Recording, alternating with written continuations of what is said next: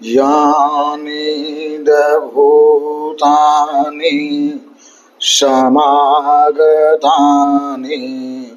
भूमानिवायानि अन्तरिक्षे तथागतं देव मनोसपूजितं बुद्धं नमामि सुभातिहोतु। यानि भूतानि समागतानि भूमानिवायानि अन्तरिक्षे तथागतं देव मनोसपूजितं धम्मं नमामि सुभातिहोतु। यानि भूतानि समागतानि भूमानिवायानि अन्तरिक्षे तथागतं देव मनोसपूजितं संघं नमामि सुभातिहोतु। सर्वप्रथम महाकारुणिक सम्यक संबुद्ध को त्रिवार वंदन करते हुए तदुपरांत परम पूज्य बोधसत्व बाबा साहब डॉक्टर भीमराव अम्बेडकर जी के प्रति कृतज्ञता का भाव प्रकट करते हुए तदुपरांत श्रद्धावान उपासक, श्रद्धावान उपासकाओं और बच्चों सभी के प्रति मंगल मैत्री की भावना प्रकट करते हुए आज करुणा बुद्ध विहार में रविवार वाले दिन प्रति रविवार की भांति इस रविवार में भी बहुत सारे श्रद्धावान उपासक उपासिका बुद्ध विहार में आए पुण्य अर्जित करने के लिए। वर्षावास के पावन पुण्य अवसर पर शील ग्रहण किए, बाबा साहब द्वारा लिखित पुस्तक का वाचन किया और वंदना ली। इस प्रकार बहुत सारे पुण्यों का संचय करने की ओर कदम बढ़ाया है। धम्म श्रवण करने के लिए यहाँ सभी लोग बैठे हैं।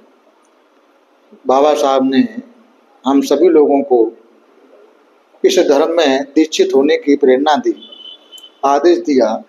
उसी प्रेरणा के तहत उन्होंने प्रत्येक रविवार को बुद्ध विहार में आने के लिए आह्वान किया।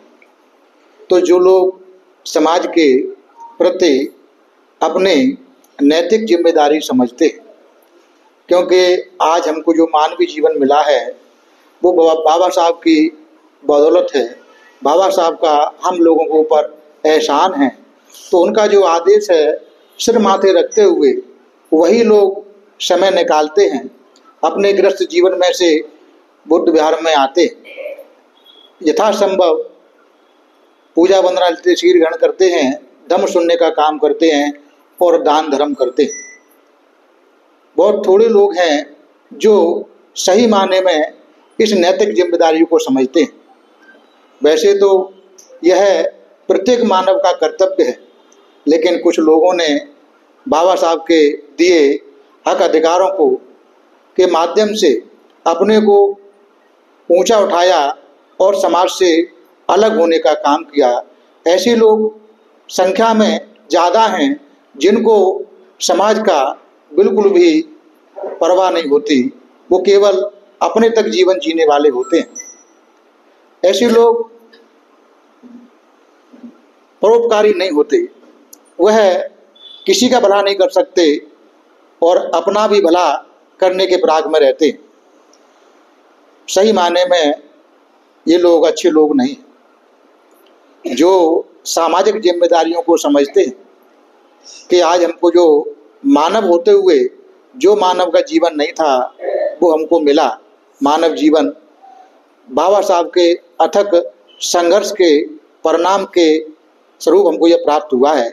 तो बाबा साहब ने जैसा आदेश दिया है कि समाज को शिक्षित होना चाहिए, संगठित होना चाहिए, संघर्ष करना चाहिए, उसी श्रृंखला में शिक्षित होने के लिए बाबा साहब ने रास्ता बताया भगवान बुद्ध के धर्म का।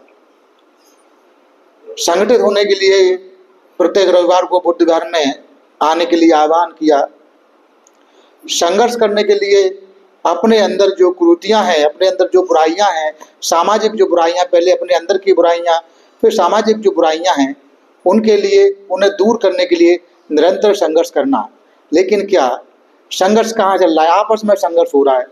जहाँ संघर्ष होना चाहिए वहाँ संघर्ष नहीं हो रहा है।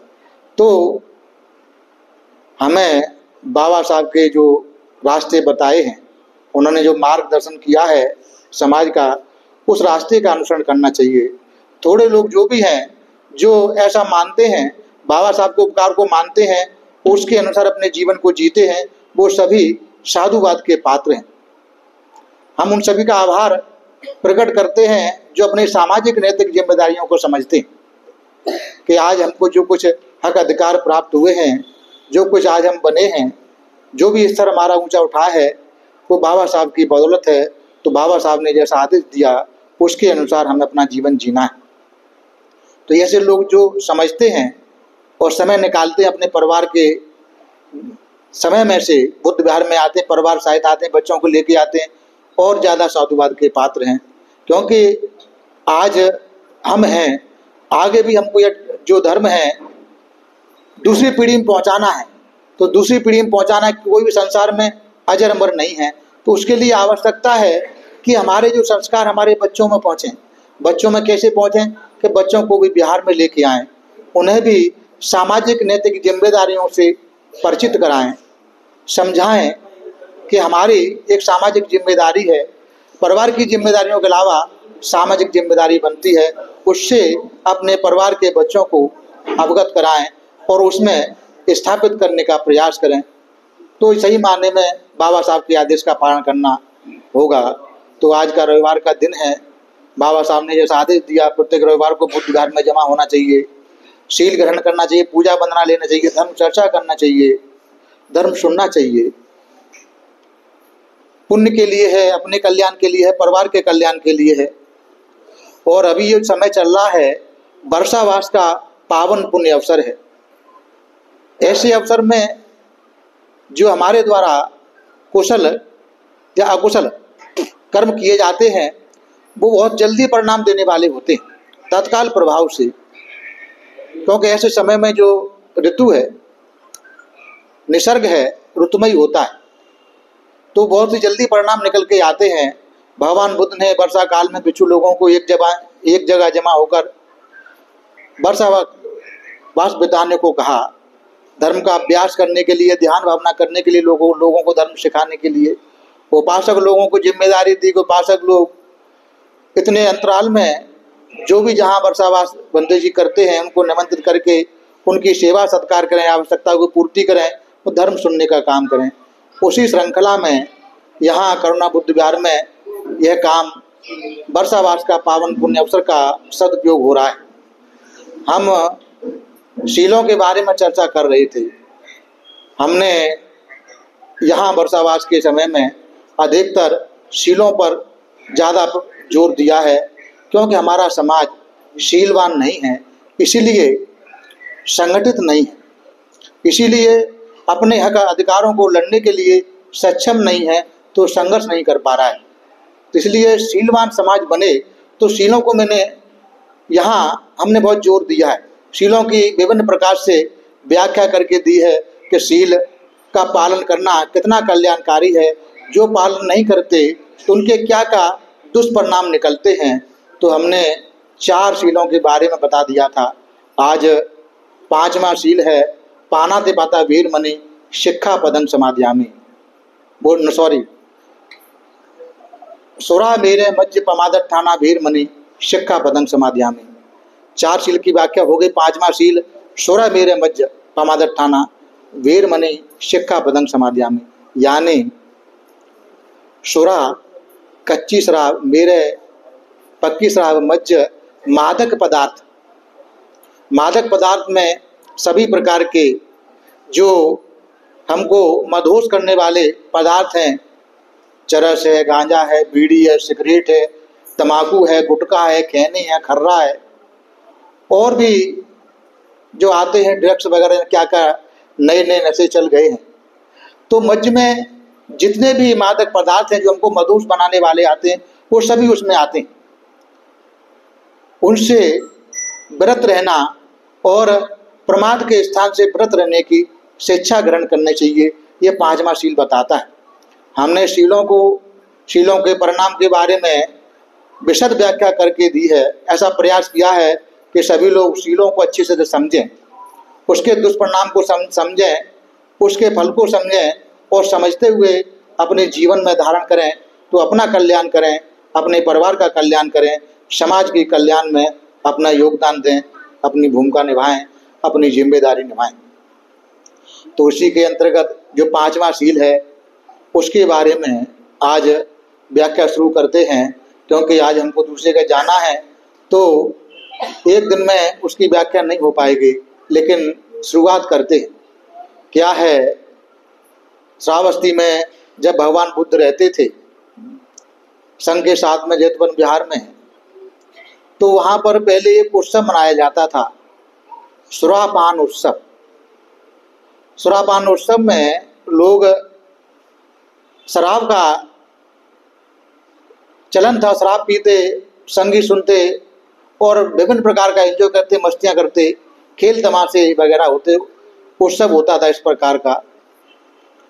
तो एक समय यह उत्सव हुआ तो घर के सभी लोग शराब जमा की, उसको पीने के लिए रखी घर में, और सभी लोग मिले एक दूसरे से कि आज उत्सव मनाएंगे। तो लोगों ने वह उत्सव मनाया। एक सप्ताह तक उत्सव चलता था। घर की जो महिलाएं थीं उन्होंने देखा कि हमारे घर के लोग हैं, सभी लोग सुरापान में मस्त हैं, उत्सव मना रहे हैं, हम क्या करें कि हमको भी उत्सव मनाना चाहिए। तो उन्होंने क्या किया कि जो घर के लोगों ने शराब रखी थी उसमें से थोड़ी थोड़ी बचाकर खाली पात्रों में भर के छुपा के रख दी कि इनको सेवन कहाँ करेंगे, तो इसको बाद में विचार किया जाएगा। वो लोग चले गए, तब उन लोगों ने कहा कि देखो हम यहाँ सेवन नहीं कर सकते, यहाँ ठीक नहीं है, हम विशाखा के पास जाते हैं और वहाँ जाएंगे, वहाँ जेतवन में वहाँ सेवन करेंगे। तो विशाखा के पास गए, विशाखा से कहा कि हमको भगवान के पास जाना है, शील लेना है। विशाखा को गुमराह करने का काम किया। विशाखा को लगा कि ये वास्तव में अगर सही रास्ते पे आना चाहती है बहुत अच्छा है। एक धार्मिक व्यक्ति को लगता ही है कि कोई धर्म को अपनाना चाहता है तो उसका स्वागत करता है। तो वैसे वह 500 सहेलियों जो उनकी थी उनको लेकर समझाती थी, रोज थी लेकिन समझती नहीं थी। तो उनकी जब उन्होंने कहा अपने से, तो उनको लगा कि शायद ये अपना मन इन्होंने बदल लिया है, अपने को बदलना चाहती हैं। तो 500 सहेलियों के साथ में भगवान के पास में जाती। वो 500 सहेलियाँ जिन्होंने शराब छुपा के ले गई थी, भगवान से जब मिलने पे कहा कि पहले मैं भगवान से मिल के आती हूँ तब तुमको ले जाऊंगी। ऐसा कह के 500 सहेलियों को एक किनारे कर दिया। वो 500 सहेलियाँ घूमते घूमते नहीं, उन्होंने एक स्थान देखा जेतवन में जाकर, और मौका पाकर सबने शराब पी ली। सबने शराब पी ली और शराब के नशे में मस्त होकर नाचने लगी, अभद्र व्यवहार करने लगी, अश्लील व्यवहार करने लगी। विशाखा जब भगवान से अनुमति लेकर आती है तो 500 जो सहेलियां थी वो नशे में मद मस्त थी, अश्लीलता फैलाने का काम कर रही थी। भगवान से जाकर उसने कहा कि भगवान देखो, मैं इनके कल्याण के लिए इनको यहाँ लेके आई और इन्होंने इस प्रकार इस पूरे जेतवन बिहार को दूषित करने का काम किया। तब उनकी जब अश्लीलता चरम सीमा पर पहुंची तो भगवान ने घनघोर अंधेरा कर दिया उनके अंदर, अंधेरा देखकर इतना अपने रिद्धि बल से इतना भय पैदा हो गया उनको, जो नशे में मदमस्त थी, नाच रही थी, अश्लीलता फैला रही थी, अभद्र व्यवहार कर रही थी, एक दूसरे पर गाली गलौज की भाषा का प्रयोग कर रही थी। तो जब भगवान ने अपने रिद्धि बल से घनघोर अंधेरा कर दिया तो सभी भयभीत होने लगी। वो 500 जो सहेलियां थी नशे में मस्त थी, घनघोर अंधेरा हो जाने के कारण उनको भय पैदा हुआ, त्रास हुआ और सारा नशा उनका उड़ गया। सारा नशा उड़ गया, नशा उनको उतर गया। नशा उतर गया तब भगवान के पास विशाखा लेके आती है। भगवान उनको शील की जो महत्व है उसको समझाते।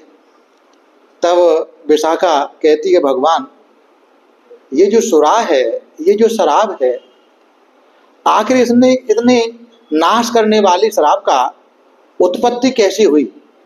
कहाँ से इसकी शुरुआत हुई? भगवान ये इतना नाश करने वाली, इतने लोगों को दुर्गति में ले जाने वाली इतनी जो बुरी चीज है, ये कहाँ कैसे इसकी तो उत्पत्ति हुई? भगवान अनुकंपा करके इसको बताने का प्रयास करें। तब भगवान बुद्ध बताते हैं कि विशाखे 500 सहेलियां भी बैठी, क्योंकि उनका नशा उतर गया और वो शील ग्रहण कर लिया, शांत हो गया उनका मन। भगवान ने रिद्धि बल से उन 500 महिलाओं को रास्ते पर लाने का काम किया। तब बताते हैं कि विशाखे प्राचीन समय में, क्योंकि भगवान बुद्ध ने धर्म को बताने का जो माध्यम है, बहुत सारा माध्यम, जातक कथाओं के माध्यम से और विभिन्न प्रकार के माध्यम से लोगों को धर्म बताने का काम किया है, उसमें जातक कथाएं भी हैं। तो भगवान बुद्ध एक जातक कथा का सहारा लेकर बताते हैं कि विशाखे प्राचीन समय में एक जंगल में एक भारी बहुत ही बड़ा विशाल वृक्ष था। वो वृक्ष तेज आंधी हवा के आने के कारण बीच से टूट गया। बड़ा ऊंचा था और बड़ा था, तो बीच से टूट गया, 2 भागों में बट गया और बीच में ऐसा स्थान हो गया कि जहां बरसात का पानी जमा हो जाता, भर जाता। जैसे किसी घड़े में पानी भर जाता है, इसी प्रकार का वो वृक्ष 2 भागों में बटा, तो बीच में ऐसा स्थान हो गया कि बरसात का पानी जमा हो जाता था। उस जमा हुए पानी में आंधी हवा से पक्षी वगैरह धान वगैरह चुगते थे, वहाँ डाल देते।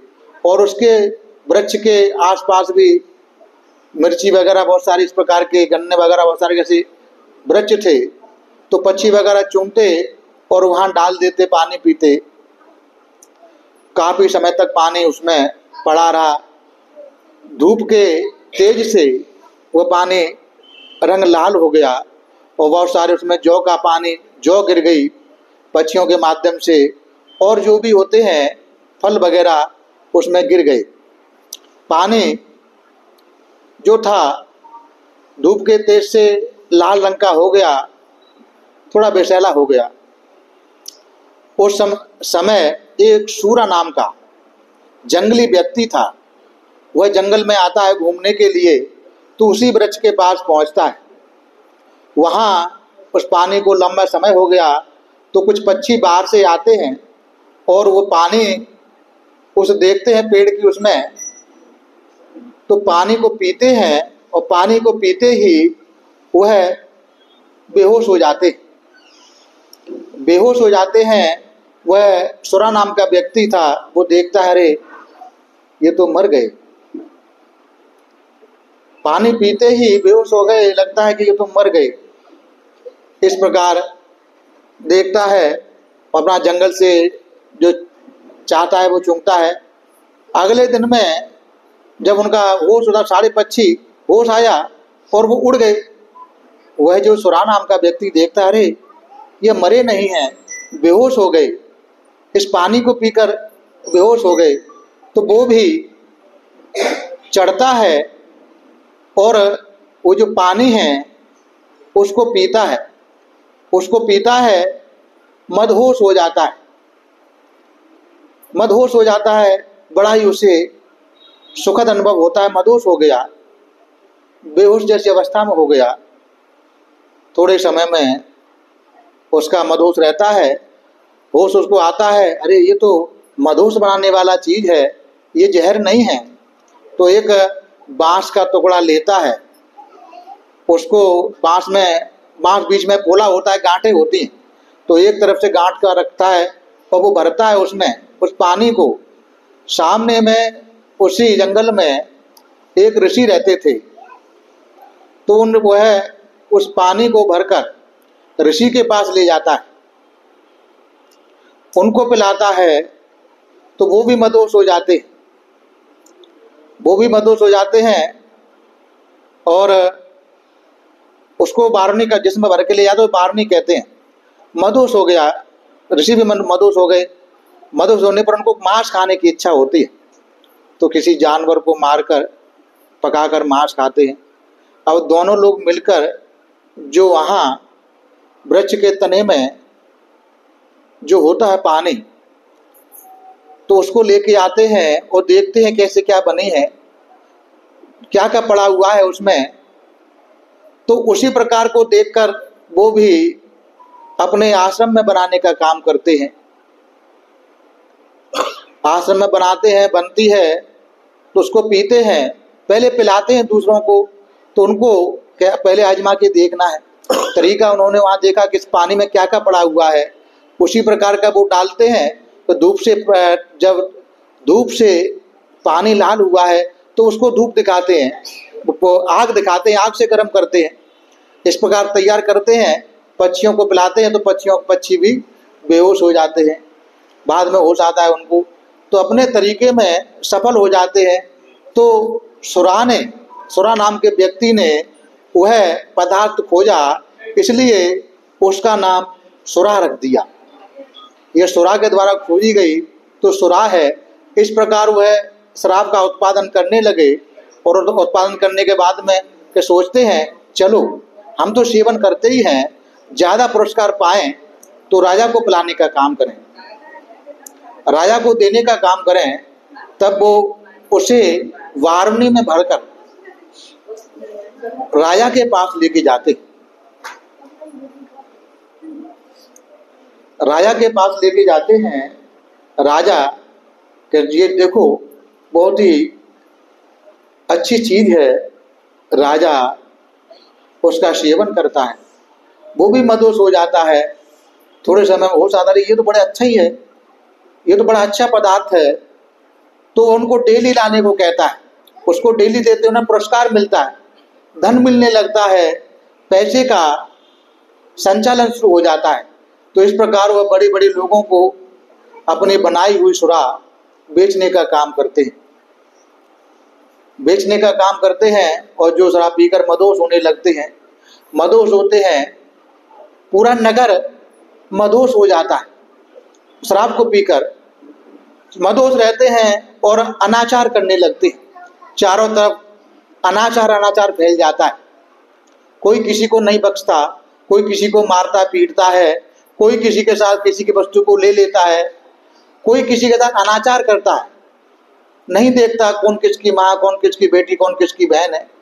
नशे में मदहोश है। नशे में मदहोश के कारण विभिन्न प्रकार के अपराध होने लगते हैं। कोई शील सदाचार नहीं रहता। तो जब यह बात मालूम पड़ती है कि यह राजा के कारण ऐसा हुआ, तो वहाँ से उस राजा को भले लोग हैं, समाज का हित समझते हैं, समाप्त कर देते, और इन लोगों को भी दंड स्वरूप बाहर निकाल देते हैं। तो ये लोग दूसरी जगह जाते हैं और अपना यह काम करते हैं। तो शराब का जो बताते हैं कि बैसाखे, इस प्रकार ये नाश करने वाली सुरा, इसकी इस उत्पत्ति हुई, और इसको पीकर पूरा राज्य विनाश को प्राप्त हुआ। तो इतनी हानिकारक ये शराब है, इनसे सदा बचना चाहिए, सदा इससे दूर रहें और शील के पालन में अपने आप को लगाना चाहिए। आज आप लोगों ने यहाँ आकर बुद्ध विहार में शील ग्रहण किए, पूजा वंदना ली, धम्म श्रवण किया, क्योंकि आज हमने शराब की उत्पत्ति के बारे में बताया। कल अगले संडे को ये शराब के दुष्परिणाम, उसके विपाक क्या होते उसके बारे में आगे बताएंगे अगले संडे को।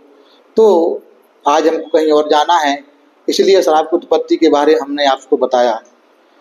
श्रद्धापूर्वक आप लोगों ने यहाँ आकर शील ग्रहण किए, पूजा वंदना ली,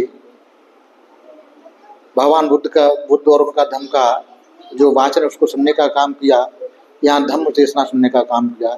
इस प्रकार बहुत सारे पुण्य संचय किए।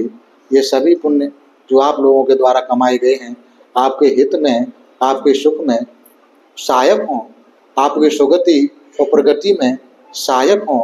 इस पुण्य के बल से आप सभी लोगों की सारे प्रकार की आपत्ति विपत्ति, सारे प्रकार की विघ्न बाधा दूर हो, धन संपत्ति की वृद्धि हो, सभी लोग सुखी और निरोगी रहें, सबका भला हो, सबका मंगल हो, सबका कल्याण हो।